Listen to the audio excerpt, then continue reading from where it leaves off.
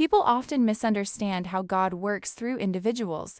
When you see a man or woman who is willing to go anywhere, face anything, and give everything for Christ, someone who appears deeply devoted or spiritually strong, it's easy to assume that strength comes from within them.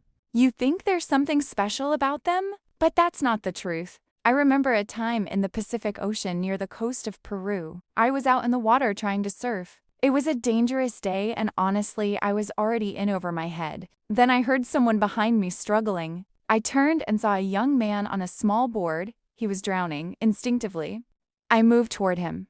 But just as I got close, I realized something serious. If he grabbed me in panic, we would both go under. So instead, I called out for help. Several experienced surfers came, and it took many of us nearly 25 minutes to bring him safely back to shore. Here's what struck me. On land, I was far stronger than him. I outweighed him significantly. But in that moment, in the water, he had a strength that could have overwhelmed any of us. Where did that strength come from? It wasn't physical power. It wasn't mental toughness. It was desperation. He knew he had nothing left.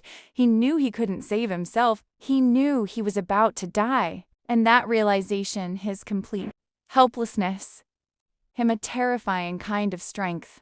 He would have clung to anyone with such force that he could have pulled them under too. That is a picture of true spirituality. When you see someone walking closely with God, don't assume it's because they are strong. It's the opposite. They have come to understand something deeply. They are weak, completely unable to save themselves, to overcome sin, or to live righteously on their own.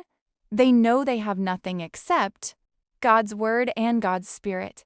That's why they walk closely with Him. If you feel distant from God, it may not be because you lack effort, but because you haven't fully realized your need. After many years of serving God, one truth becomes clearer with time. I have nothing to offer Him.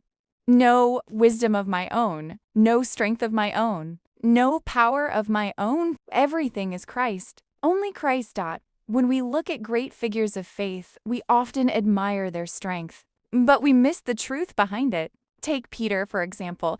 Before he could lead, he had to fall. He had to learn that he had nothing apart from Christ's grace. Or think about Paul. If you could speak with him, he might say, "Why didn't you believe me when I said I was weak?" He wasn't exaggerating. He truly understood his weakness. And that's the key. The more God intends to use someone, the more He allows them to see their own weakness. Sometimes that comes through hardship. Sometimes through brokenness. Because when you finally realize you have nothing left, you begin to depend fully on Him. And in that place, God shows His strength. And when a person finally sees they have nothing,